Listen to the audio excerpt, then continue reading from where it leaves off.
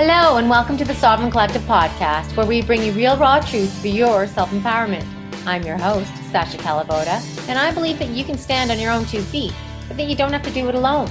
I love learning from people who continually strive to raise the bar, to go against mainstream thinking, and who dare to question the general consensus.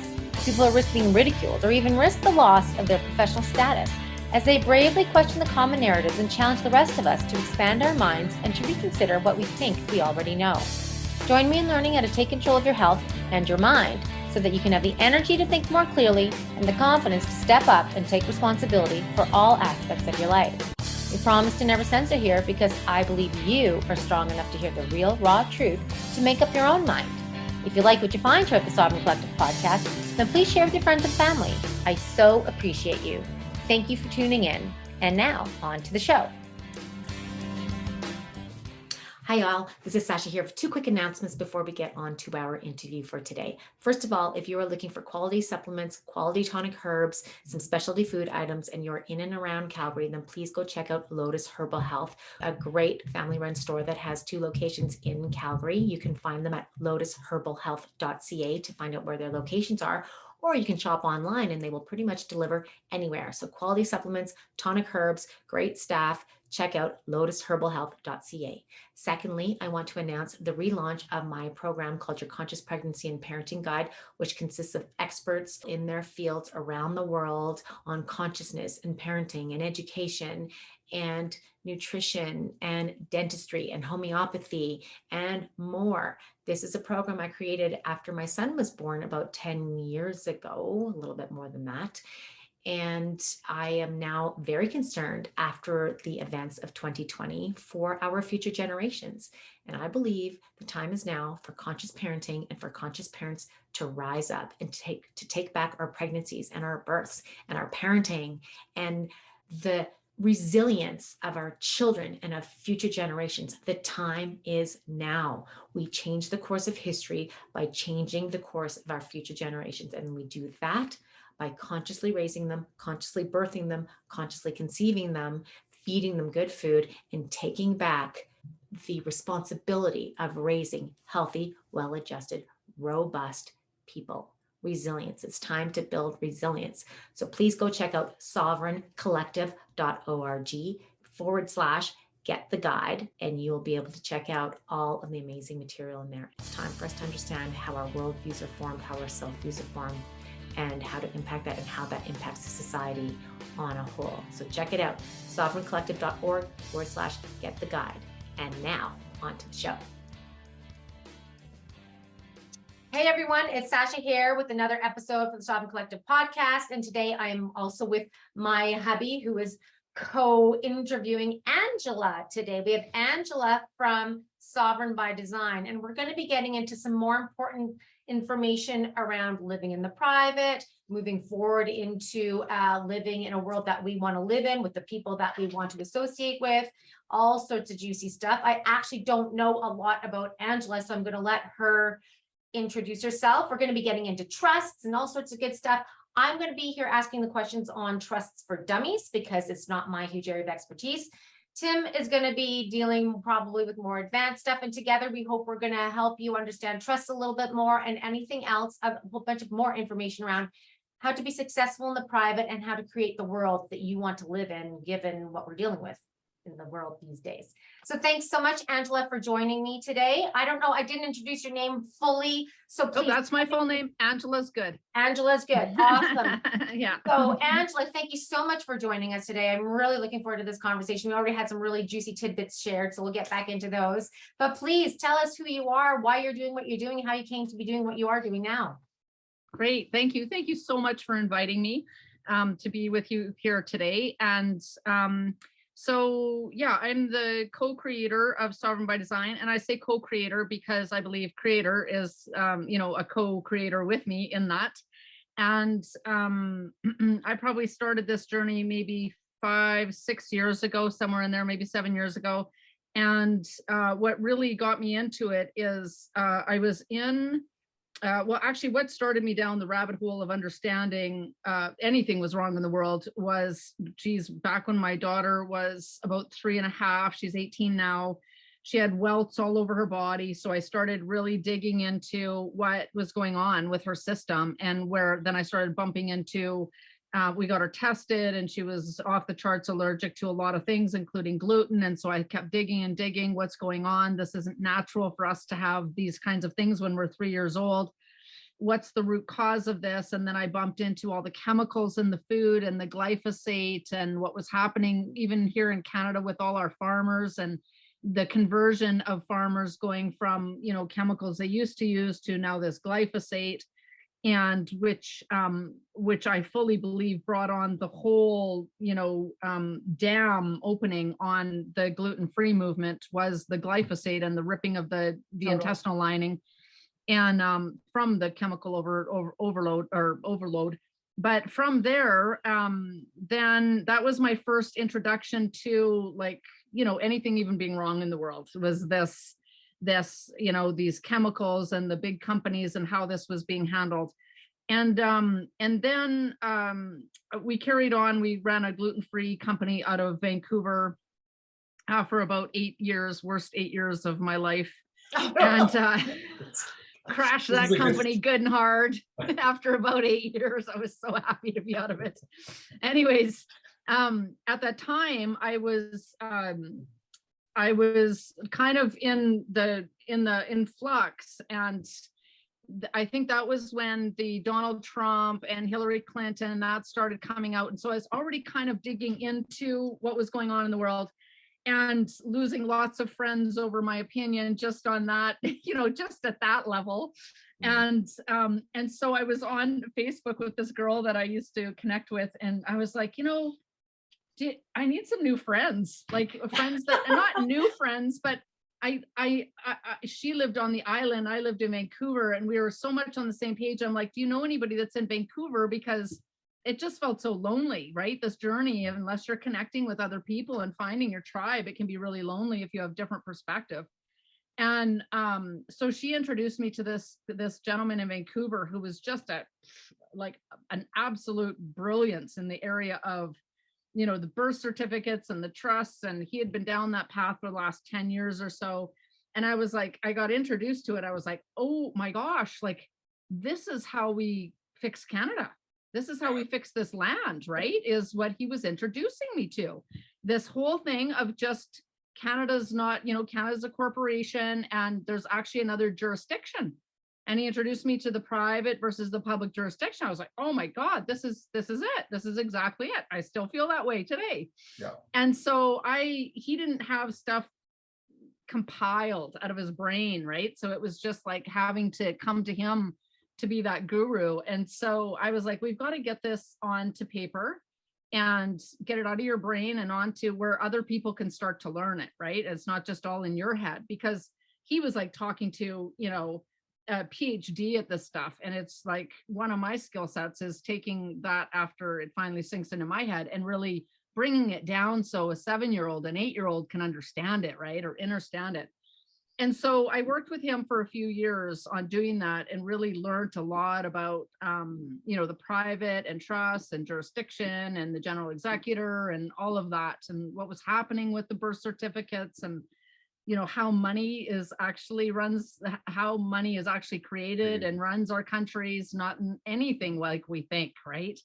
It's so upside down and backwards, and or it might not even be upside down and backwards. It's just not what we are told how it runs. So when we hear it for the first time, it's like, what are you even talking about?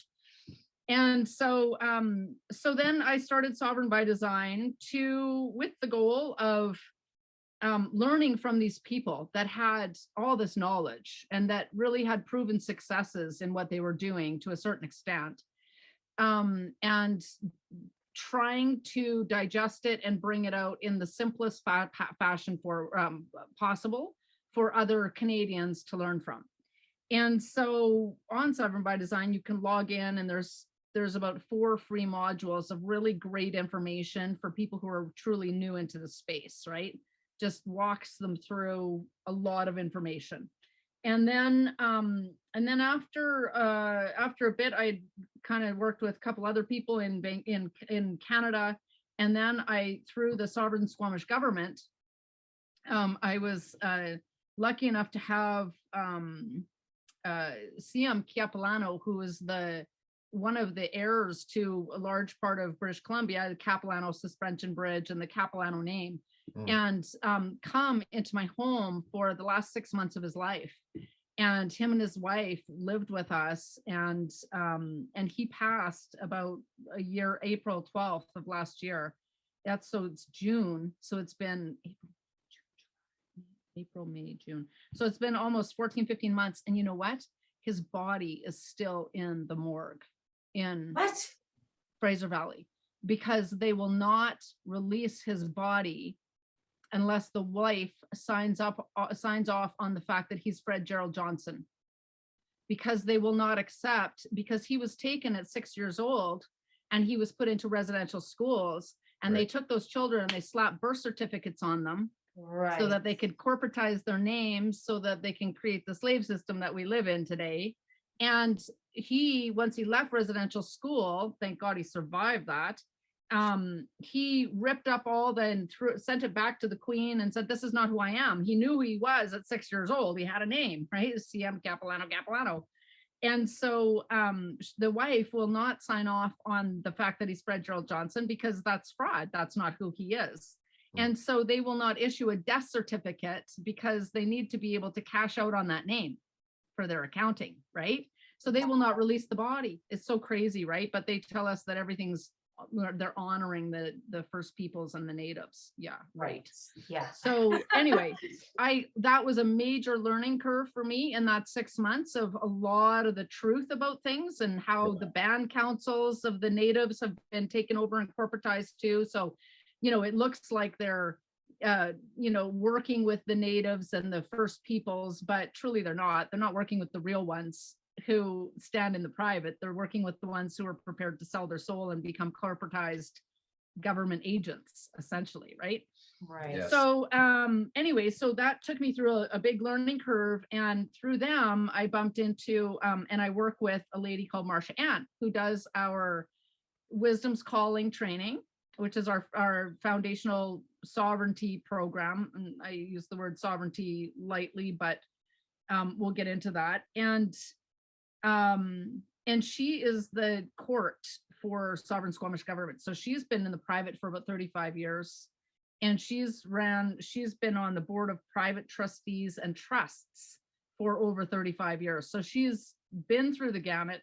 She's been private for 35 years. Nobody's ever heard of her because she's been in the private, but she is like, oh my gosh, she's like the amazing wealth of knowledge about the private, both court processes, trusts, the money system, all of it, right? So we started the Wisdom's Calling program on Sovereign by Design, which really is our foundational program.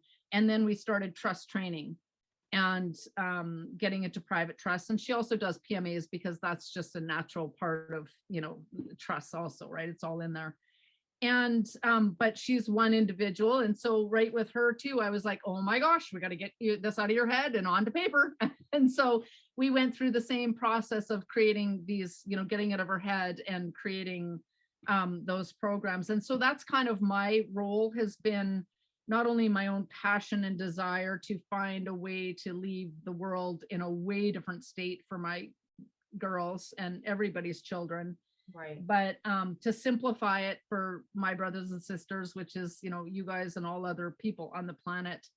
But wasn't the expert at it. I just had a desire to help share the information.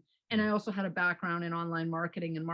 And so I was able to help them get them into programs. And so that's really how Sovereign by Design started. And now we work with the Living Free community out of Australia, which is going really strong. And with the House of Marcus out of the United States for a piece of his process, which we could get into too, but we spent about 3 months Canadianizing his documents because they were all in US. So me and a small team in Canada spent the last 3 months Canadianizing those, and they're pretty much ready to go now. And so really the vision and the goal is to eliminate all the stuff that's not necessary in a way, and go, okay, what do we really have to know? Because we don't have 15 years for everybody to try and figure this out. And we're dealing with a lot of capacities. You know, my mom's in her 70s. She doesn't want to know all this stuff, right? How is she going to make it if she can't learn all the trust work and the PMAs? And oh my gosh, right? It's not going to happen. Yeah. So we have a lot of different capacities. We have kids, we have seniors, we have a lot of different people. What's the easiest way for us to move into the private and essentially just step aside from this corporate, what do we call it? Corporatocracy, really, this monopolized corporatocracy that's trying to take us into a one world government. How do we step aside from that? And that's really, and the easiest, fastest, most peaceful way. Right. And that's what I've been kind of focused on, is focusing on people who know what they're talking about in those areas and then trying to bring it together. Right. And I really appreciate that, because there are a lot of people that have tried a lot of things over the time through trial and error. They have come to a lot of solutions, which seems over time to have been simplified. Right. And I think that's really key, because I think if it's true, it's generally going to be a little bit more simple than we think. I don't think it has to be as complicated. So, and it's really interesting that you came through this again through health. So many people come to going down the path of finding what is true through health problems, right? Because we know that that's completely corrupt, that whole part of our world and our the pharmaceutical big pharma and big farm, right together, just in bed together very comfortably. So well, thank you, that's great. So this has been quite a long path. It started a long time ago, but I really appreciate people like you that are creating the platform for people like us that, we dabbled into this like 15 years ago. The reason why I broke out into laughter is it's a story that sounds very familiar. Right. Right. Long process. Birth certificate, what? Blah, blah, blah. And then, so we got in, well, when we say we, that's mostly me, but 15 years ago, 2007-ish, we were really exposed to this. I actually got hired by this millionaire guy to be his executive assistant for a year. Yeah, that's cool. And so I got sent all these courses and got paid to basically just study this stuff.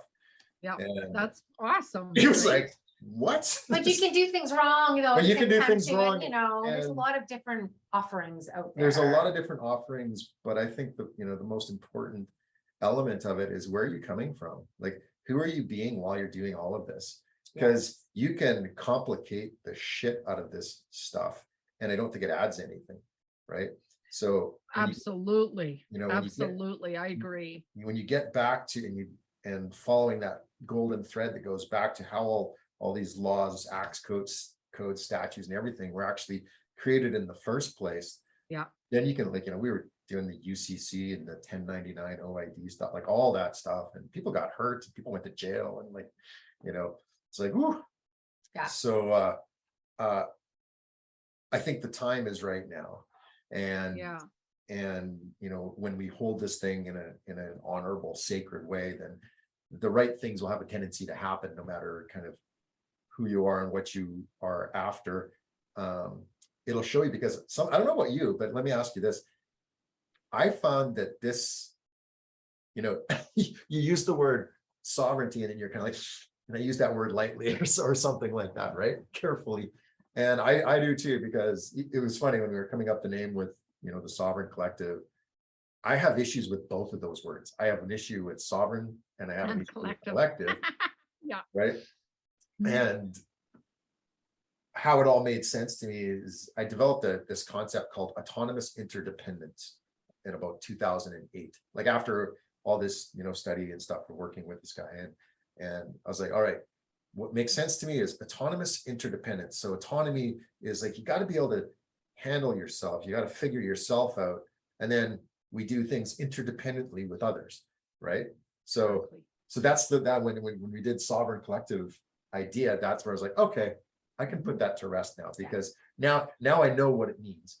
Because we can dogmatize all of this language. We totally can. like we can, I Yeah, to the point where you don't have any language left to use. you have no, Right, right. One person saying right. understanding, another one saying overstanding, Mhm. another one saying upstanding, like whatever. It's like, who am I when I'm saying it, and what do I mean? Which hat do I have on, and what place am I coming from that? And so Exactly. I love, hearing your story. Like we had, you and I had a little discussion a couple of weeks ago about your story and stuff, but it was so neat to kind of see the cohesive part. This part with the elder, the First Nations elder, that's pretty fascinating.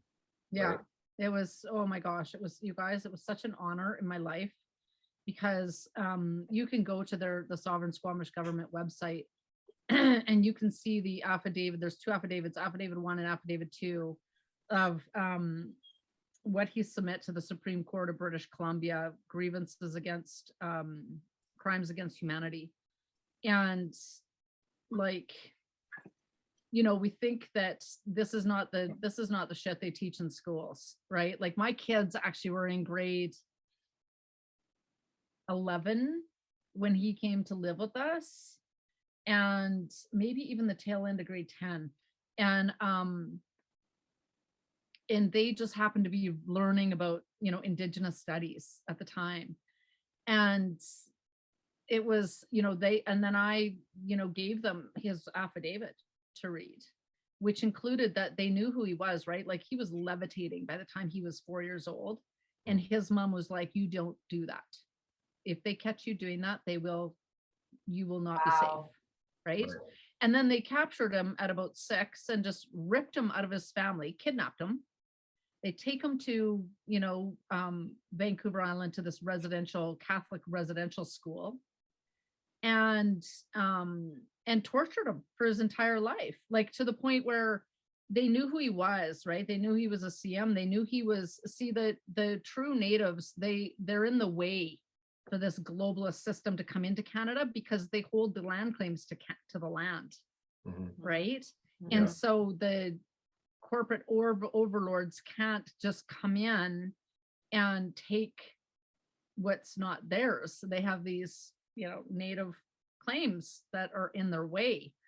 And so they've always stood in their way. And also they were very connected to nature, right? And the way that we need to be connected to nature, with an intimate knowing that that's where we come from, and all of our medicinal remedies can come from nature. And they were very in tune with that, right? Very in tune with that, even to the, like how they pick the roots and eat the roots before they eat the berries. And this comes before that, and the honoring and all of that. And through that, we start to fill with wisdom, right? You get wisdom that just comes to you. Yes. And, I practice that, and I know that to be true.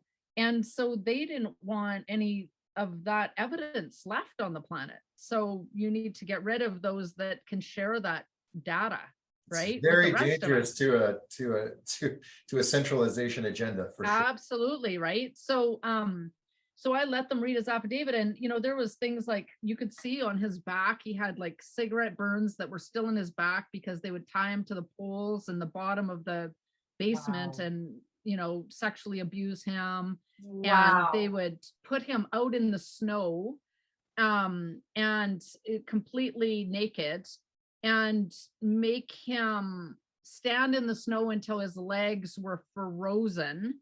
And then they would say, okay, walk to where they, walk back to the house. And he couldn't walk because he was frozen. So he'd have to fall to his belly and use his arms to walk like this. And then they would beat the shit out of him for being weak, for not being able to walk. Like, this is 2 incidences out of his entire time. I have audio, well, I wouldn't want to say that, but I have, information of him sharing that he could smell the babies burning. They could hear the babies burning, but they throw them into the furnace.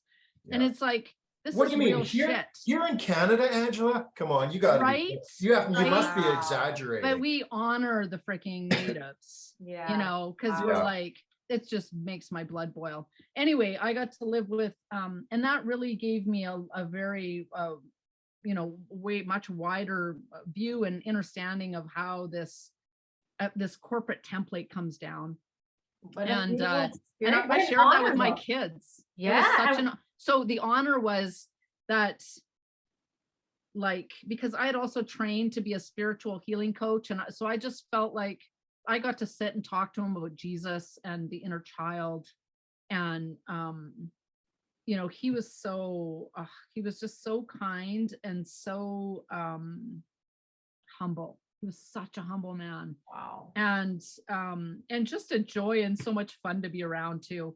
And it was such an honor for me to stand as one of the last, you know, Caucasian people that he would see on the planet, and to be able to, on behalf of us all that weren't that evil, to give him love and be loving and help feed him organic foods and help feed him and help, you know, try to help him recover. And he wouldn't go into the hospital. He was like, there was no way in hell on God's green earth he would be caught going into a hospital, because he just didn't trust it. And he was like, you know, our kind don't survive there. And I totally get it. Totally. And so unfortunately, you know, he was 82, maybe almost 83. And so he had a lot going on in his body, and it gave out after that time. But So it was such an honor to have him. He was only in his 80, like 82 or so, right? So we're looking at 1940. Like, that's not that long ago. Oh no, right? It went for a long time. I know it went for a long time. And it's funny because people don't like having these conversations from the public, because I don't really have anything against the public per se. Like, it needs to handle the people who don't want to handle themselves anyways. Like, unless you want to handle them, because I don't want to handle them. Like, you know what I mean? So let the handle, but understanding that we have these game pieces in this game that's out here, but you can remember that you're the one playing the game, right? You're not the same thing as that. And it's like, what do you say to somebody who you get this knowledge firsthand, and you must come across people who come across that and come across your story and say, that's just unbelievable. That can't have happened. Do you ever come across that? Well, not with, I don't get it from his first, from Capilano, you mean? That didn't happen? No, like, let's say you ran into, like, let's say you're telling this, I don't know if you ever have an opportunity to, talk to a normie or something like that, and you have this discussion, and they won't have the bandwidth to understand that this actually did happen here in this place that we call Canada, not that long ago. Yeah. In the age of people who are still alive. A lot of people still don't know about residential schools. It's actually, some people are just still learning about this kind of stuff. Actually, it's amazing, right? And it's I think that it's, I really have not figured out this whole cognitive dissonance piece, where people are just not, like, the belief system is so set in stone. And it's like, I've always been so open, right? I'm not gullible where you can just tell me something naive and I just go, oh, really? I'm not, but I'm open, because I'm open and open and open. Of course, I've been more and more open over the last 5 years, or learning all this kind of stuff that we've been told that are just lies. But I honestly, I don't anymore. I don't talk to people who, first sign of cognitive dissonance, I'm out. I'll just change the subject. There's no point. It's not loving. If you're not open to it, then that's your journey. I love that comment. That's it. Not loving. Yeah. It's not loving to try to crack open someone's chrysalis. So speaking of changing subjects, I'm going to stop hijacking the conversation. So that's what let's get into your stuff. Let's get into Sovereign by Design. So for the people that are open, for the people that do want to move forward, what is Sovereign Design? What is your whole goal with? Is this a one-stop shop spot? And after you talk more about that, I want to get into trust and understanding trust, because I wonder, is that an essential piece of having a private membership association? Do we need to do both? So first of all, what is your whole intent with Sovereign by Design? How can people, who are the people that you're looking for to become a part of that? Well, I would say that, I love the way Robert Michael puts this from the House of Marcus. It's like, he's on a journey, and he's been on the journey for the last 15 years. His parents actually raised him in the private. And so he he is, going down his own path, and he's testing his own systems, and he's doing his own thing, and he's sending out his own notices and doing his trust work and doing his PMAs, and then he's sharing what he's doing. Right? That's what I see Sovereign by Design doing. I'm not looking to collect people. I'm not looking to market to people. People are not customers to me. This is you and me as a sister and the brother, lock in arms. I just happen to have some information that I'm going down this path that made the most sense to me from my exploration and study of this stuff full time, pretty much for the last 5 years. And I'm very careful. I'm not one of these people that just throws out processes and slaps stuff out there if I don't know what it's doing, right? I want to know, what am I doing? Why am I doing that? And I get people all the time, well, how do I sign this? Or how do I sign that? Or what? It's like, go research it, right? Like, go figure it out. You can use Google just like I can. For me, it's very much about helping people gently move into their sovereign way of being. And just so that I can kind of frame sovereignty to me. Sovereignty to me is, I am an expression of the divine dropped into this dimension, having an experience as a human being, or as a human, as a man or a woman, let's say that way, as a woman, with my feet on the ground, grounded, right? And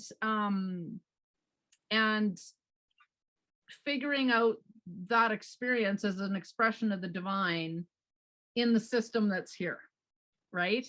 And trying to work my way through that. Now, recently, coming back to, really tapping into nature and seeing that all our remedies can come from there, our natural remedies. And that's, to me, sovereignty is that creator is my only authority. And my word is my law. I manifested myself here, and that is my sovereignty. My sovereignty is not about coming from this third dimension. It's not about being a sovereign state or a sovereign country of my own. I'm likeness and image of creator, and creator is sovereign. And so through that, because I am in the likeness and image, I am sovereign. So that's where I get the word sovereignty for me. It's not about being a sovereign country amongst countries, on this plane. And so where was I going with that? I kind of lost my train of thought. So I'm just going to jump into the first program that we offer. Well, again, there's a few modules there that people can go and read foundational knowledge, and that's all just gifted. But then we do a program called Wisdom's Calling. And I fell in love with this program with Marsha Ann because this program, I feel like, is the foundation of any private program, any private training, any sovereignty course you're going to take, any third party, whatever it is that you're doing. I feel like the biggest thing that I've spoke to about teachers or leaders or, mentors in those fields is that people don't know who they are. And if you want to start sharing information with people and those people don't know who they are, it's going to either come back on you, because they're going to think, oh, this program didn't work. What's your successes? Can you leave the country with this little passport I've created for myself? I don't know. Can you stand in it? Right? That's exactly. And so if you can't stand in it, the form is not going to work for you. Right? So what Wisdom's Calling does is it's a 10-week discourse, which we created so we had a group of people that initially started with us, about 80 people, and Marsha Ann brought her 35 years of experience, and Desi Andrews was another lady that she co-created the program with, who's 82, lives in Texas, is just a firecracker still at 82. She's a PhD at law, and she's a historian for the US. And she just stands in her sovereignty. She stands in her private world, and she can hold that on her own very well. And so anyways, they created this program, and then we went into a discourse about it. So the discourse being that Marsha Ann creates the topic, and then we all have a discussion around it. And then you get a ton of homework going into the next week. You do all the reading, and then you come back and you discuss it in the next week. And through this really complex but yet really simple integration of how they created that program, it basically walks you through the facts of how war powers has completely templated the planet. War powers, many people have not even heard of that term. We're all under war powers. War powers is what created the other United States of America, right? So when the United States of America is at war, then the Republic Constitution is null and void. And they're always been at war. That Constitution has been null and void then since 1872, because the president comes in and through an executive order every year puts them into a wartime position. So all these people that you have out there trying to become nationals, I think it's awesome because they're learning about the private and the public. But that is not just going to save you, because you can't lean on the Constitution right now because the country's in a state of war. Wow. It's penciled in, it's signed off by the president as a state of war. And so in a state of war, there's different rules and policies that come into play, like Trading with the Enemy Act. Now, the Trading with the Enemy Act came in 1933, and it basically, well, actually it came in 1917, I believe, the first time, but then they revised it in 1933. And so the first Trading with the Enemy Act was all the rules against the enemies, foreign enemies, right? How Americans could not buy these kinds of coins, not support that kind of money, all the different things that you couldn't do to support the enemy in a time of war.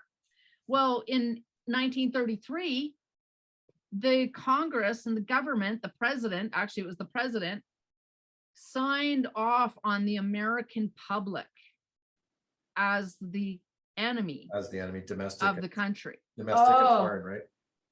So now, since 1933, they have been the enemy of their own government since, and so that allows the government to do certain things to them because they're in a state of war. Like confiscate all their gold. Like confiscate everything. Or 33? Yeah. Well, right in 1933, it was part of the same thing. They did the in the Reconstruction Act, I think, or the Banking Act, which relieved all the banks of all their financial obligations from the Second World War to the public. The banks no longer had to pay that back, and they decoupled the dollar from gold, and they put it onto the full faith and credit of the people, which is slavery, because now it's attached to your birth certificate and you're the collateral versus gold being the collateral.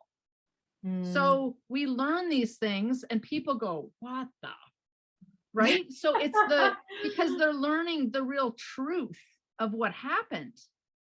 And so most Americans don't even know that their constitution right now is null and void because they're in a state of war. So Desi comes in and says, we have to create a proclamation of peace. We have to create the peace proclamation to get us out of the state of war, right? And so anyway, we cover some of that information so that everybody can see that every country has actually been templated. It's a template that they put over. It's a template they put over the natives. It's a template that they put over all of us that created this slavery system. And so then people, that really gets you mad.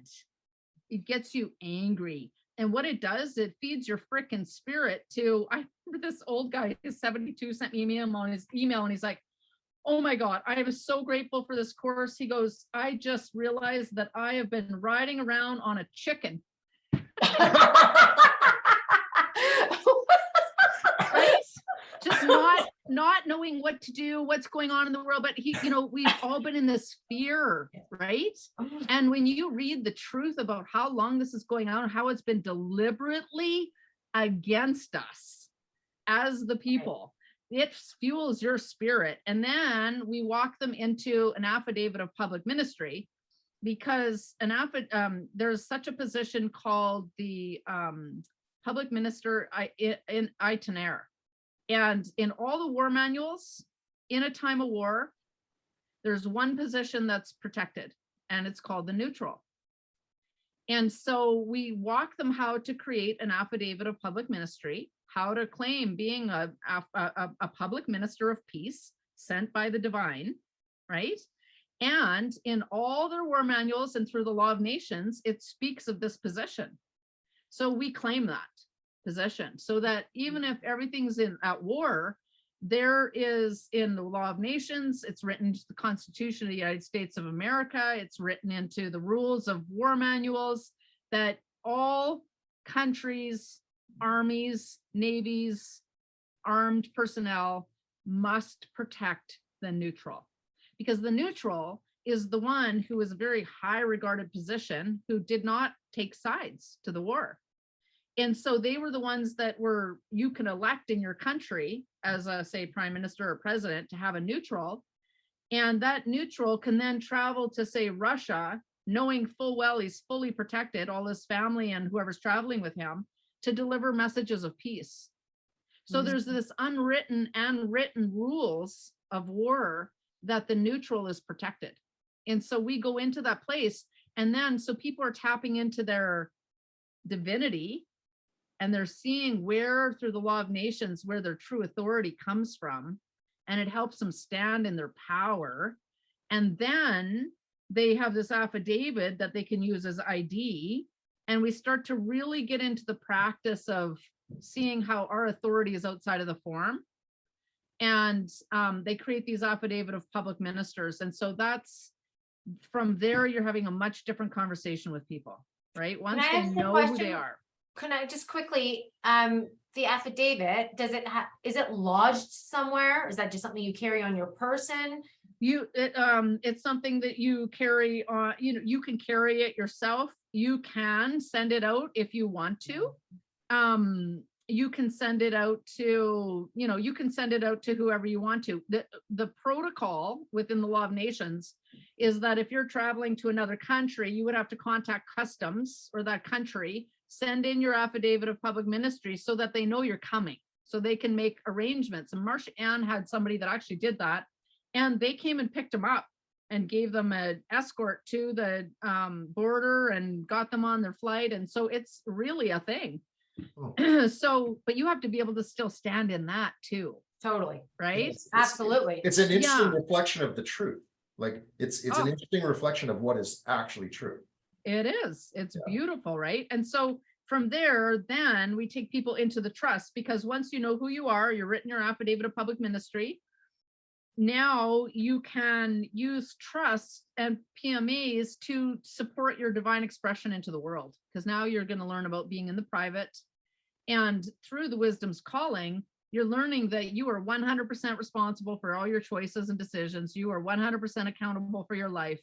We have to get into a state of neutrality, which means that if you're triggering out at somebody, or you're, the other thing is that we cover deeply the silent weapons for quiet wars. Oh, and I don't know if you guys there's are a fun familiar with that. document. Oh yeah, we have So that. that's a war powers manual. That's a war powers document. And so that is about measuring our energy and keeping us in a place of fear And systematically deconstructing it.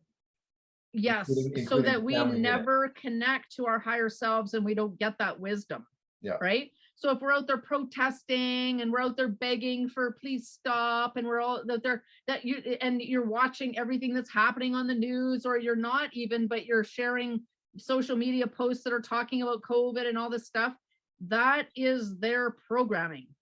Even if you think you're coming from a pure place, you're feeding it. You're feeding their energy. What's really interesting in that document, coupled with, one of the latest social justice warrior moments of the transgender movement, if you will, is at the end of the Silent Weapons for Quiet Wars. It goes through the different members of the family and elements that need to happen in order to support the agenda. And one of the things is to break the male. Yep, break the male of the family. right? That's happened, So right? what is the most politically incorrect thing to be roaming the planet this year, or right now at this time? A white male. A straight white male, Yeah. you know? And it's amazing, these psychological nuances, and people don't want to talk about it. Completely It's like, taken over your program, your mind, right? Like my husband, he gets so, and lots of people get so frustrated with the transgender agenda, right? Yeah. And I had to remind my husband that it's a real thing. And he's like, what do you mean it's a real thing? Nature's not confused, God's not confused, it's male and female. I'm like, I know, but there's lots of information pointing to the fact that they've been messing with people's gender modification, gender, your hormone levels through the vaccinations when you're a baby, right? Absolutely. All these, right? And so then it is confusing, and it's real to the people who are going through it. And I have all the compassion in the world for people who are, they are a product of that chaos that they have introduced us to, right? The unnatural chaos. And for them, it's very real. It's not to diminish their importance on the world. It's not to say they're less than, none of that. But it's just like getting a vaccination and having a, say the HPV vaccination that, they're promoting to 11-year-old kids and stuff like that. I had a friend in Vancouver, and they just followed this, the doctor said, and the school system said, and at 11 years old, their daughter ended up in the hospital, and she, at 16, was still not out, and she couldn't sit up, and her body thought that she was going into a heart attack, and she's a mess. And you can imagine, as parents, how much anger you would hold to yourself for not doing your effing due diligence. 100%. And you're caught in the system. And so it's like easy to point at the parents and go, should have done your homework, right? But that's not a compassion. It's like you got caught in a system that we just didn't know better, right? And that's the same with this whole transgender thing. But at the end of the day, it's a very hard frickin' truth to dig down and find that the powers that be that you trusted to be your government are actually in on something that are destroying your children, destroying your men, destroying your families, destroying the fabric. And this is, we go through this in Wisdom's Calling. It's right from that we cover the Luciferian agenda, right? The Luciferian rebellion. So it's right from the beginning of time that man took the wrong, the mental and the knowledge over the heart, and thought we could do better. And so, here we are. Yeah. It's trying to correct it. I was going to say, what I love about this part of the conversation is that if I was to summarize maybe one of the issues that, being products of the indoctrination process, if you will, is that we outsource everything. We outsource our responsibility for everything, right? And therefore we always need this. We have this now built-in program that most of us want to run off and look for mommy and daddy's permission, and who's going to be the mommy and daddy if our mommy and daddies aren't there, right? But it just brings forward this big invitation that the healing power behind that is to reclaim your responsibilities and facing those hard truths. Like, I like what Catherine Austin Fitts says, nobody likes finding out that you were the patsy, right? It's like, nobody likes finding out that you were the last one to like the joke's on you kind of thing.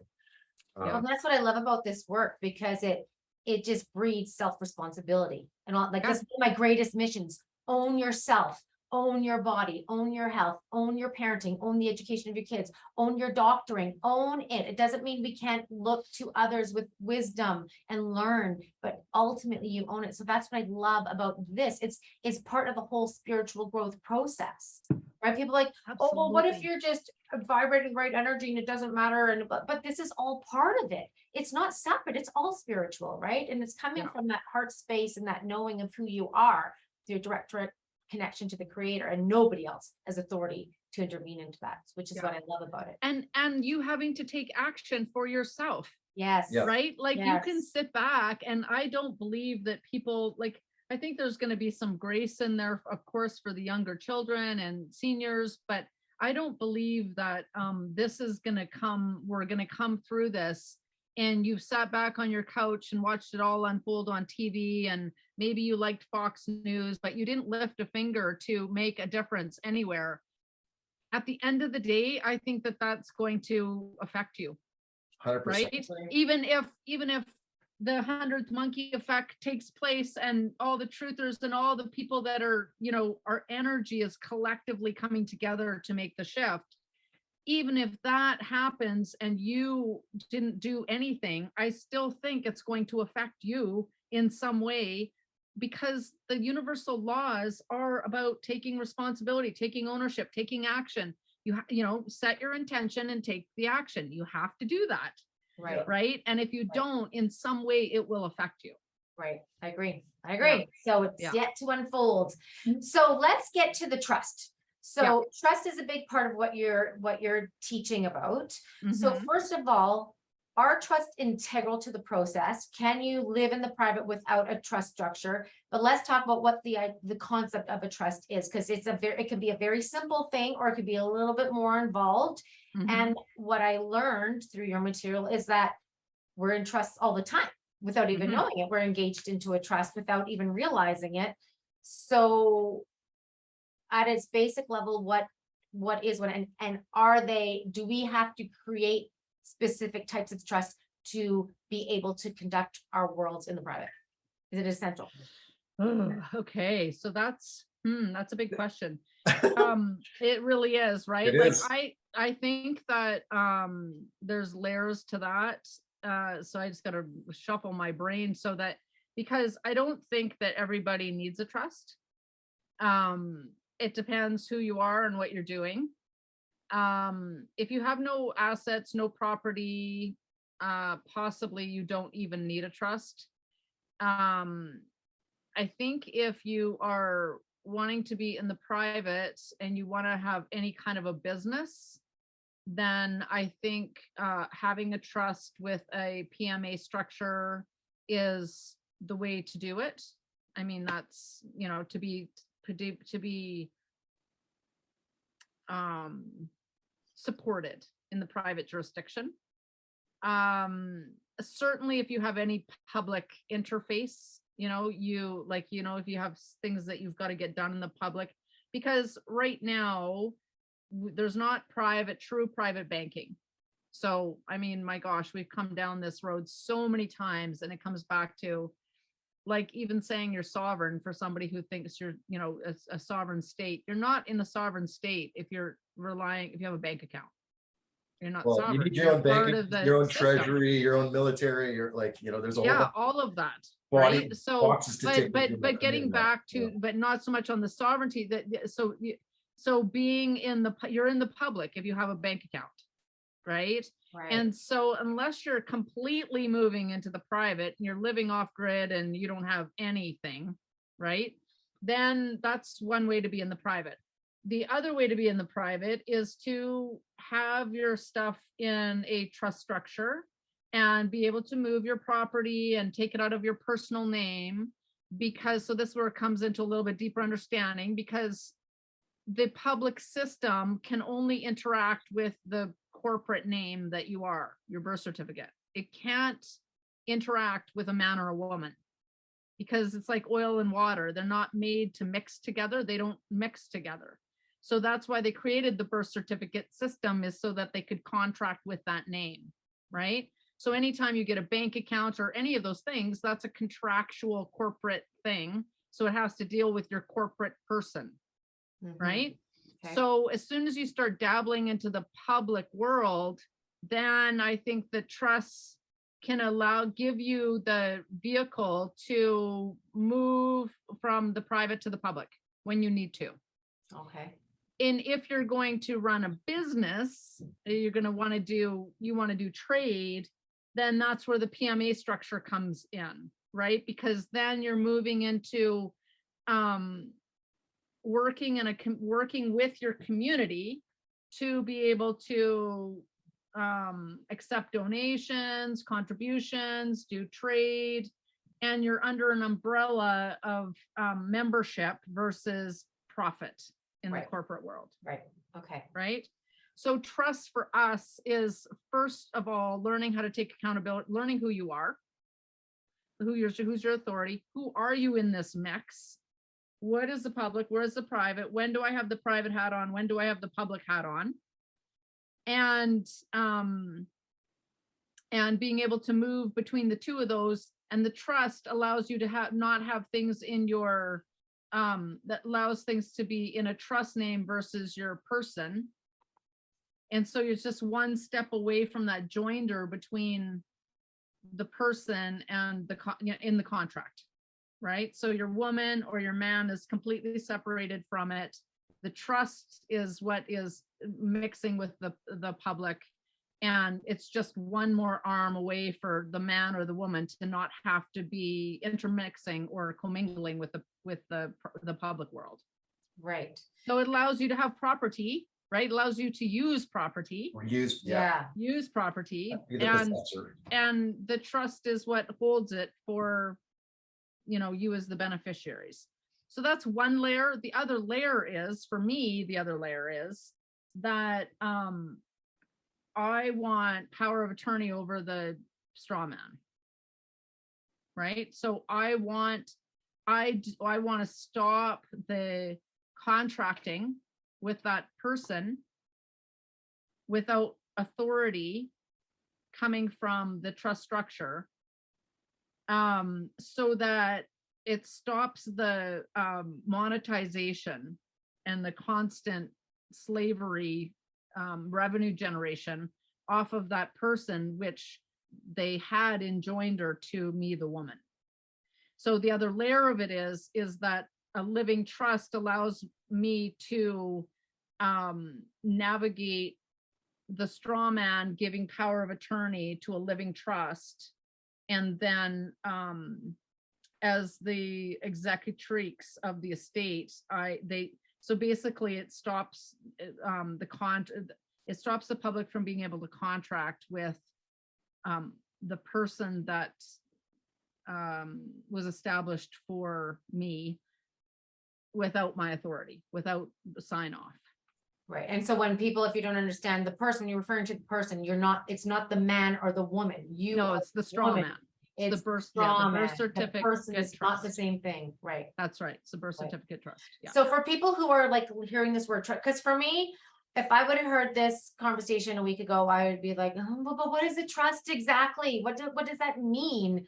And how, so can we explain the structure of a trust and what that means? Yeah, I mean, again, I'm not the expert on trust, but a trust is anything where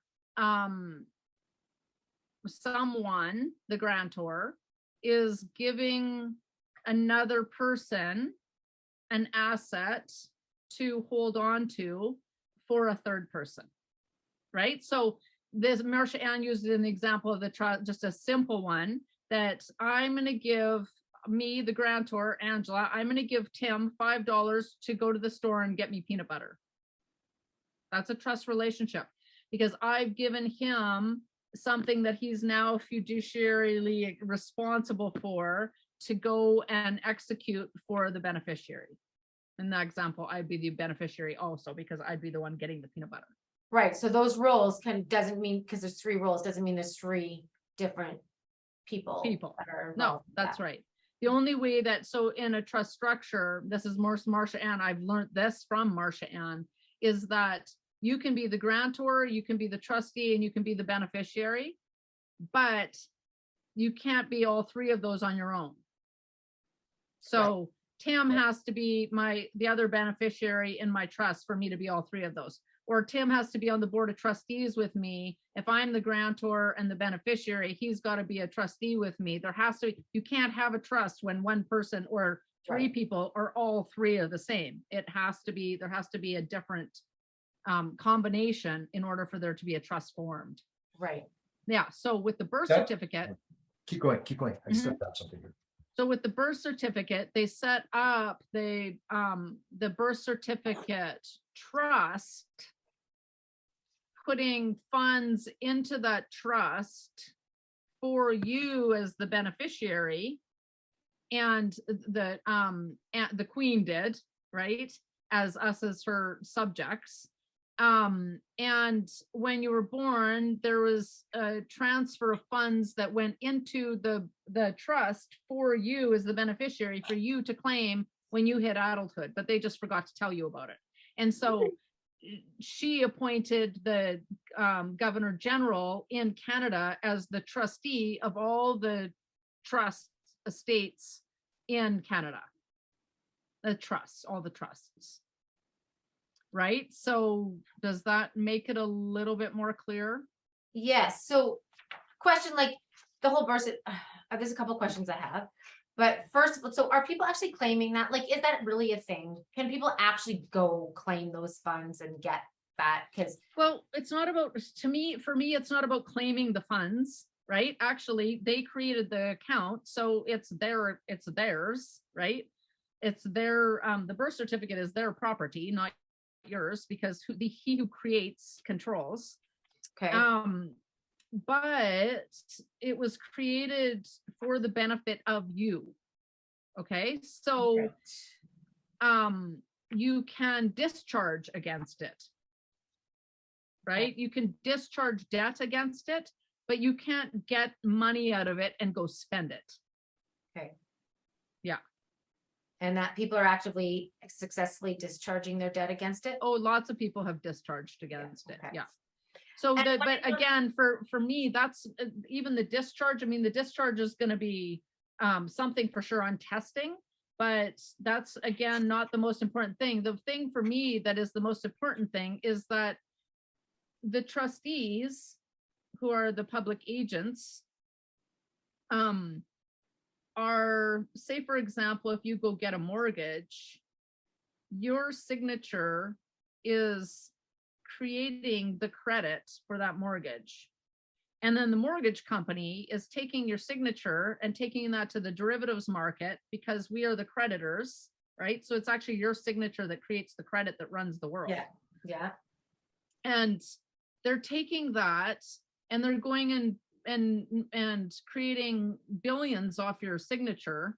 But then also when you sign, you're giving them access to your trust. So they're going and they're taking the money out of your trust and they're lending it back to you at an interest. Right. So look at that. They've taken it out. So they already got paid back for it. Now they're lending it to you, which was yours in the first place, with interest. So now they're making the whole thing back again. They've already been paid for it. They took it out of the trust. Now they're getting it back again, and they're getting the interest. Right. To me, that's freaking wrong. It's a little crazy. They are keeping us in debt servitude. Right. Yeah. For doing nothing. Right. They did nothing there except for transfer the funds. Right. So if they wouldn't have been so damn greedy, right? And they just lent us the funds, or they acted, they gave us a service of accessing those funds, getting it to you. Maybe you pay them in interest, or you pay them a fee for doing that, but you don't have to pay the damn thing back again.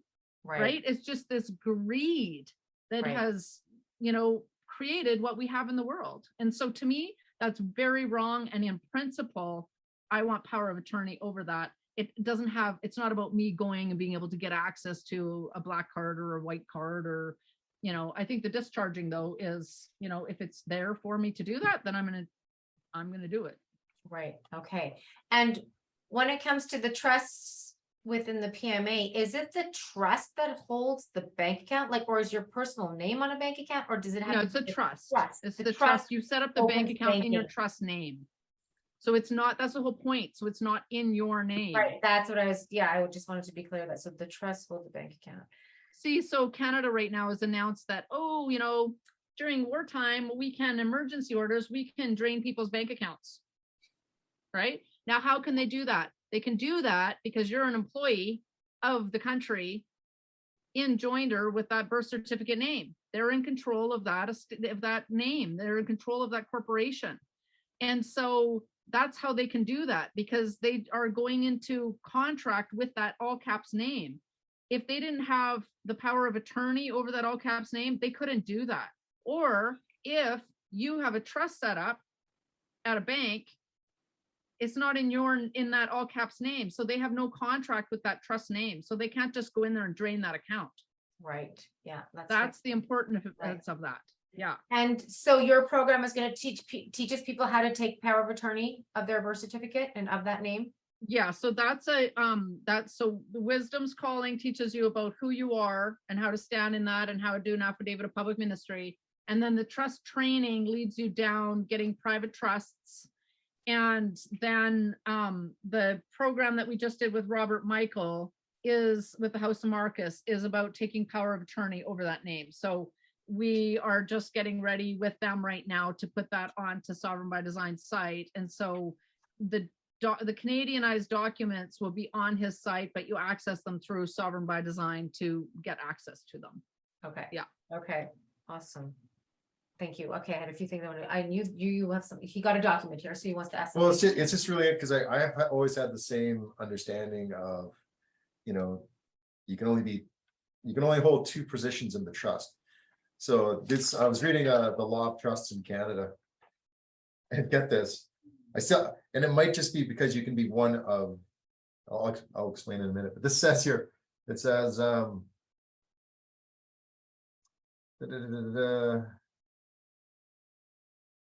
does not reflect the various ways in which trust can come into existence and fails to mention the possibly surprising fact that one man can be settlor, trustee, and a beneficiary of the same trust. Now, the one thing so I found that like, what? So does that mean all at the same time? Of the same trust. Yeah, same trust. Right. So one of the ways that might, like, maybe you can't do it as one individual. No, you can't do it as one individual. Well, that's what I understand it to be, right? And I'm reading this and I'm saying one man can be settlor, a trustee, and a beneficiary. Yeah. So, but it does say a beneficiary instead of the beneficiary. So Yeah. one of the things you can do, you can be That's it. the settlor, you can be the trustee, and you can be one of the Mhm. beneficiaries, or you can be Exactly the settlor or one of the trustees. So you can be all three as long as there's another person doing it. I think that's how it goes. Yes. I think that's Okay, what I that's get it. getting at. Okay, Yeah. interesting. But I'm glad we brought that up because it's been sitting in the back of my mind. Yeah. Going, it was a loose end. It was a loose end. Yeah. Oh, it how took me can one- forever to how figure can that one one out. person- Honestly, it took me forever to figure that one out. Yeah. And also you what did I want to say? Yeah, and the trustee is the one who, so like in Australia right now, there's they won't even let you have a bank account, like they're not doing trust accounts. They won't allow foundation accounts. They're shutting down people's foundation accounts. It's just, it's so amazing to me the thickness of the criminality and the corruption in Australia, and Canada's right up there with it, but I think we're just like one step behind. But the trustee is the one who decides, well, the grantor decides what jurisdiction the trust is in. Yes. So what law the trust is governed by. Yes. Right. And so that's kind of neat because it's like, oh, hang on, it doesn't have to be statutory. No. That's right. Right. No. The trustee decides that. And also the trustee is the one that decides where the distributions go. And the trustee decides what taxes get paid, if any. So the trustee role is very, very, very key. And so for people to understand, statutory means public, right? Correct. That's yeah. Statute, right? So statutes are from the public jurisdiction. Yeah. And where do these documents lie? That's what I'm always wondering. Like, you can create all these structures, but do people need to know about it? Like, what does the bank need to see? What do you need to do? Who can you just do it? Like, I, as a woman, I'm going to claim my law and write my trust and have my trustee, have my beneficiary, and then I just have my documents and that's it. Yep. Right. Well, you could right now, if you ever get pulled into court, right? Because whatever, I mean, Marchand in her 35 years has said she has never seen a trust being pulled into court because of the written elements of the trust, because that's private. It's your trust. Yes. Right. This is the thing that we don't get. We don't get that in the private, it can be whatever we say it is. Yes. Right. But if it ever gets challenged in a court, right, then the trustee must be able to stand in that. And it doesn't mean that we're all sloppy with what we're doing in that trust. It still has to have trust structure, and your records need to be right and your minutes need to be right. And those things, if you pull into court and a judge asks you to look at your private documents, one, you'll be going into a private court setting. It would be in a private chancery. It wouldn't be in a public court, because that could be a breach of trust, right? And the judge would know that. But if that ever happened and they open your documents, you're going to be in way better shape if you've kept it honorably. Right. If it's a mess and it's like all in a shoebox and it's like, forget about it. You're not gonna, unless you can hold your ground, which could be totally possible in your own law, in the private, and how to stand in that. It's a good idea to have it in order, right? And properly in order. So there's certain structures about a trust that help one, it's like a business plan. You can write a business plan on a piece of paper, but your team is not going to be able to figure that out. So how does your trustee what are the instructions for the trust from the grantor to the trustee? How does he properly run that estate for you if it's a mess and it's not clearly lined out and the provisions aren't in there, and it tells them what to do in this scenario, what to do in that scenario, and how do the distributions take place to the beneficiaries? Who are the beneficiaries? What are the amounts that they get and at what ages, and blah blah blah. All that has to be, if it's properly documented, not only is the trust going to then be able to survive for generations to come, but if you ever did get pulled into court and you're together, then you have a way better ground to stand on than if it's just a mess, right? Right. Yeah. And so writing private trusts, like you can take a public trust and create, you could take that into the private by taking out all the public words and using it as a guideline, because statutory trusts have been in place for a long, long time. Right. Interesting. So what are some other examples of why would somebody establish a trust? So for doing business, to separate themselves from private, to protect land. Yeah. And not only protect your land, but and this is one thing, like with Marcia Ann being the trust writer for us, she's not in love with working with people who just want to protect their stuff, because from her, it's not about protecting our stuff. It's not about protecting anything. Right? It's about standing in who you are and your divinity, and bringing that power and that sovereign, that spiritual divinity to this planet, and shifting the planet with the power of that, and having trust to support what you're doing. So none of this stuff is in your name, right? And that weight is off of you, and you get to use everything, but it's not in your name, right? So you're supported, but it's not about protecting my stuff, right? Especially land, because like we don't own the land. Yeah, we don't own the land. We never have. We're stewards here. Yes, absolutely.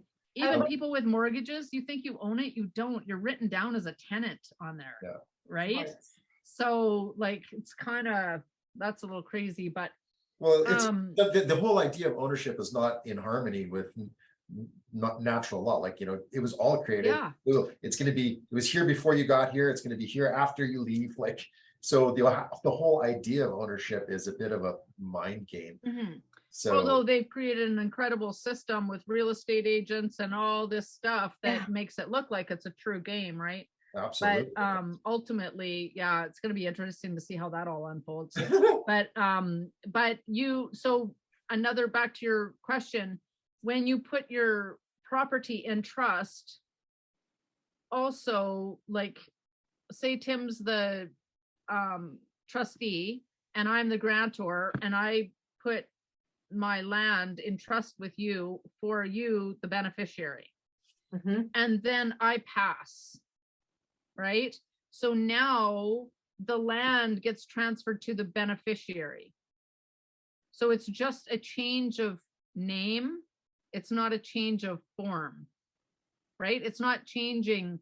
We're just changing. It's just a change. It's just shifting to your name versus mine. Right. So there's no probate that takes place. You see that? Right. There's no taxes that take place. Right. Well, I think it's just a change of form, isn't it? And not a change of ownership. You know what I Correct. mean? It's just a Yeah. well, Regardless, I think we're talking about the same thing. There's not a taxable event that happens. there's not a taxable event. That's right. Well, and I And love it's- that, and that really helps provide for the people that come after us, right? Like all the crap that ensues after a death and a will and everything like that. It's ridiculous. It's ridiculous, right? So everything's in trust. There's no will that's needed. It just transfers through the trustee. The trustee does the paperwork and it's handled. And so there's no probate required, which that's a huge benefit, right? Massive. And Absolutely. also this whole thing where they, during wartime, they can come in and use your property. That's a contract with the all caps name. So if something's in trust, again, they don't have a contract with the trust, Uh-huh. right? So what my question is, what happens? So for example, in Australia, they're taking away these accounts. What do you do in a lawless society where you can do all this stuff, but it's lawless? Yeah. Somebody So comes in, they want to use your property, they've got a gun in your face. Lawless. They don't care who's on the paperwork. mhm. Yeah, I mean, there's not a lot that we can do with lawless, right? Outside of stand in our, like, then to me, I think that's where spirituality kicks in. Because without a also a lot of this, like people ask that all the time. Well, like, what's the point of putting anything in trust? What's the point of doing any of this stuff if they're just lawless? Well, they're not really lawless. They're not. If it were totally lawless, it would already be a done deal. It would already We'd be all done. be in shackles. We'd all be, Totally. There's something And they're not. else happening here. You can call it grace. And when you go and you look at the Canadian laws and how they change them in the quiet, right? You can go look at what's been recently changed. They wouldn't be doing that if they were lawless. They're changing Right. it to match what they're wanting to do, right? So they make those revisions so that they can be within the law. Right. And so they're not lawless. They're just that we don't know the law, It's right? And that's the thing. And I think that's this is a big part of our knowing who we are. It's an Mhm. opportunity, right? To understand. And people don't, they just feel like it's not. I just think it's a whole picture project. That's like one of my terms I like to use, whether it's your health or whatever, but this is how we come to know who we are truly because it's not easy. It's not easy to stand in that space when you can be easily intimidated or, you have so much to learn or whatever, but it is an opportunity to really coming to know. Yeah. And when you know, part of it. it's like, by what freaking authority? I mean, you're not going to get excited. You don't need to. But Right. what authority are you speaking to me? Yes. Right. Why are you taking up my space and my time right now? Under what authority are you addressing me? Right. Because you don't have it, right? You don't have the authority. Mhm. So before, we go any further, you might want to go and talk to your lawyers or whatever, and, or whatever, right? Like, once you know who you are and you know that they don't have the authority over you, then it's not easy for them to take authority over you. If you don't have Right. your consent, they have nothing. Yeah. Right? No, and that's very liberating and empowering and so many things that does for you. So yeah. I Yep. love that. I mean, I was speaking to a guy who had been pulled over for a traffic infraction, whatever, and it was in some town, a small town in the US, and so the small town police, they don't know, and it's all compartmentalized, and he was just not signing the paperwork, right? He just would not sign on the paperwork, and the guy's like, but if you don't sign the paperwork, we can't bill you. Right? Totally. Yeah. And he was like, I know. We were at some friends for dinner, and the husband has a friend who got pulled over. And he did this. He produced the driver's license he carried and insurance registration, blah, and he put it on the dash right there with the window open, right there. And so when the officer came up, he's like, yeah. It's right I get there. it. I get it. I'm just going to let you know, I'm just giving you notice that I'm not volunteering for this. I don't consent to this. If you want me to be operating under that, it is right there. You take it, you grab it. I'm not giving it to you. I've produced it. It's right there. You can see it. You can verify that it's right there. But if you want it, you're going to have to take it. And they would not take it. They never did. They even called in more people. They had like They had a six talk. officers there. The sergeant showed up, yada, yada. And they let him go And in the end. that's, That's Yeah. voluntary, didn't right? witness it firsthand. It is hearsay to a certain degree, but it speaks to this idea. Because like one thing we don't talk about, I don't really like having the slavery conversation so much because I don't think it's an empowering conversation. But one of the best ways that I've understood it is that the system doesn't work without you volunteering.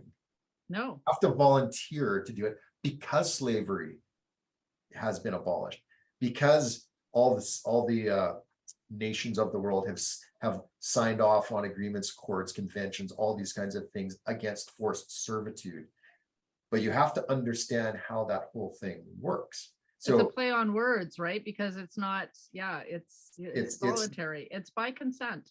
It's totally by consent.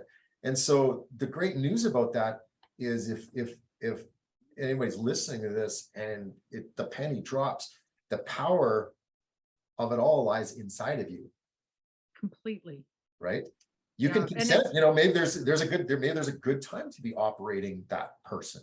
We have to get off our chickens. Yes, we have to get off our chickens. Love that. We have to get off the frickin' chicken. Get back on Oh the my horse. God. Hey, Right? there's got to be an artist out there. Who should we have riding the chicken? Right? Oh my God, that's hilarious. Right? Because if God. who wants to go down and sit in the jail cell for an afternoon? Yeah. Right. Totally. Right? It's Like inconvenient, actually, isn't it? I have a contact with a chief that is from a true hereditary nation that they've never signed any contracts. They've never, he's not a status native, so he's never accepted the birth certificate, just like Capilano. And he's like, I have the whole system built. We can all come under the umbrella. Wow. Yeah. But he's like, but I'm not going to do that if you don't know who you are. Right. Because I can give you a driver's license under this nation. I can give you identification under this nation. You can have land status under this nation, right? But it's not going to help you if you don't know who you are. Right. Yeah, that's right. It's the whole point. That's powerful. Right? Do you remember Maxwell? Kind of. I do know the name. I don't remember him exactly. Yeah. Okay. So that point, and he said, so they ruin your afternoon by throwing you in jail for an afternoon. So what? Right. We have to get past that point. We have to get that, that terror of like, what's gonna, if they don't have your consent, they may do that, but they're gonna have to let you go because they don't have your consent. Right. And they will bully you to see you feel break. They will. Right? Sure. Yeah. And there might be an opportunity there to bill for your time. Absolutely. Yeah, that too. Right. Absolutely. Right. But you gotta have that set up. So yeah. When people are moving into the private, what are the most important considerations to make?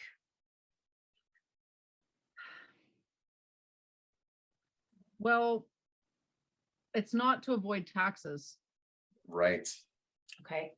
Right. To me, it's understanding, breaking through the ideology and the programming that this government has anything to do with being in the best interest of the people of this land. is a complete freaking lie, Mhm. right? Canada isn't even a country. That's been challenged in court, quo warranto, right? They don't have the authority because Canada, with the Constitution, was never ratified. So right from the beginning, it's been a lie. That's war powers, right? So when we wrap our heads around that and you really get that, and you get that they created the birth certificate system and the entire debt is being, they just print money with no accountability, and all the debt comes back to us, the people, and our children, with no care in the world. They are not protecting us. They're working towards a one world order. Canada is a registered company in Washington, D.C. that is owned by the Vatican, right? And so when we get our heads around that, by sheer moral principle of what all that means, that's why you stand in the private, because you're taking your power back for yourself, your family, and for all of us. It's not to evade taxes or be on the latest, coolest. I don't know why people would even consider being in the private if they didn't know the truth of what is going on with Canada Inc. and knowing what the war powers have done. And the fact that you're voting means nothing. It's a lie. It's an illusion. They're not letting you vote. They're giving you that idea of a vote so that you stay in the illusion that the media is all owned by the same company, that there's two companies in the world that own 99.9% of all companies, BlackRock and Vanguard. Mhm. They own all the media. They target us by profiling us and mind programming us into walking us down an agenda. We're so far off the path of where humanity is supposed to be. To me, standing in that principle and doing everything I can till my last breath to make the world a better place for my kids so they don't have to do this is why you move to the private. So that we can all stand together and say freaking no. There's not that many of them. Yeah. It's just they own the media and the institutions. And so people are just going along with it. They don't even want to look at it because they have to, it's energy and I got a mortgage to pay and choices. Right. Thank you. So in summary, even when I'm working in the PMA stuff, if someone's talking, I said, look, if you have any interest in working with me, you have to understand this process. Like, this is a spiritual journey. Like, this isn't, and it's the first step that I was asking you if you remember Maxwell. Yeah. He's a First Nations elder that we had met many, many years ago. Beautiful soul. And he was the first guy that said that to me. I just didn't get it at the time. He's like, this walking this path is gonna unfold who you really are. Mm-hmm. Well, and this is a bit, and so what Tim is also a coach, right? He does personal coaching and relationship, which is a really good combination, because you can, if people are open, they can also, if they're seeking, it's a beautiful combination because you already get that, right? Because you've been working on that for a long time, and we've all been working on that for a long time. I think if you've come to this place, otherwise I don't think it's going to be very successful. If you're just looking at it to claim some crazy amount of money and avoid taxes, I don't think it'll be very successful in the whole thing. You'll be very disappointed. Right. Yeah. Right. You will be. Right. Yeah, you'll be very disappointed. And then you'll come crying to somebody that, hey, your paperwork didn't do your thing. It's like, hey, said there's no paperwork. One of the first discussions I have with you is there's no paperwork that's going to save you. Right. None. It's that legacy. What is the legacy you want to leave behind for those that come after us? Yeah. Where are we keep going down the road that we're going, there is nothing left. There's nothing. What's that? That's what we talked about my last podcast I recorded, is that legacy thinking. We're not thinking that way. We're thinking about, where's the next corner where I can pick up something to fill my stomach? What's next? Well, what's the latest phone I need to get? There's no vision to that thinking and the impact that we're leaving for others. What a mess we're creating for others. Oh my gosh, it's such a mess. And I don't know if there's truth to this or not, but I was speaking to a guy he's a programmer, developer, not the guy from Australia that I work with. And he said he downloaded, like, he's a extraordinary programmer. He's been blockchain certified, all this stuff. So he's just like good at programs, creating, web stuff. And he downloaded an app, and he was a little bit in fear because he was having some visitors or something come over and they'd been vaccinated. To me, I don't even give that any energy. I'm just like, you're not going to separate me from my family. I'm not going there. I'm not scared of it. Whatever, right? I'm staying in my heart. They've been vaccinated. Come over here and give me a big freaking hug. I don't care, right? And maybe I'll pay for that down the road. Maybe I won't. But in my spirit, I'm not going to let them win by keeping them away from my family. Right. And he downloaded this app, and he could. It was going off when he had people around him that had been vaccinated. Wow. It was picking up their tracking ID. Yeah. Wow. And I thought that was just some wacky story I'd, been slightly introduced to and didn't give it any energy. And then another friend of mine, he had some people in his community that had gone across the border recently, and they were coming back into Canada, and they had their passports out the window and they had been vaccinated. And the guy was like, nope, just go ahead. You're good. And he's like, what? Don't you want to see my our passports? And he was like, no, all the information popped up on the screen. You're good. Right? Yeah. So like, at what point, I don't know, to me, that is so past my point. Right. Right? Yes, of no return. At totally. What point is your point of no return where you're going to stand? Yeah. Because for me personally, this is just my perspective, but I've been a channeler. I've had lots of, I've had Jesus appear to me twice, once when I was 7, once when I was about 40, in the physical world, eyes wide open, no drugs, no alcohol. I wasn't hallucinating. I've had legions of angels come in. I've had druids come in, and you could not convince me there was not a spiritual world. Like, there's just no way, right? My husband even came to the other day. He's like, well, what if you found out the whole Bible and Jesus wasn't real? I'm like, I'm open, right? But you are not going to convince me that the man that came down in front of me, who I call Jesus, and maybe you call him Yeshua or whoever he is, you're not going to convince me he's not real. Right. Maybe the story we're being told isn't real, but you're not going to convince me that that spiritual world does not exist. Right. And so at what point are you standing in that knowing, right? Because this is so short.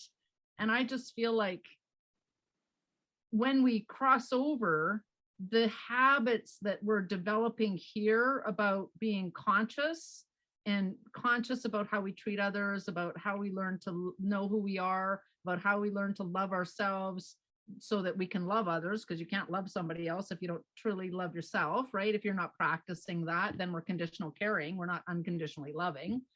And all those things that we have the opportunity to learn here are going to be mountain loads more difficult on the other side than if we didn't learn those behaviors here. So if you have behaviors that are like for me, I'm not a huge proponent of exercise. I don't like it. It's not been my life thing. I like to think that I am, but if I'm honest with myself, I'm not.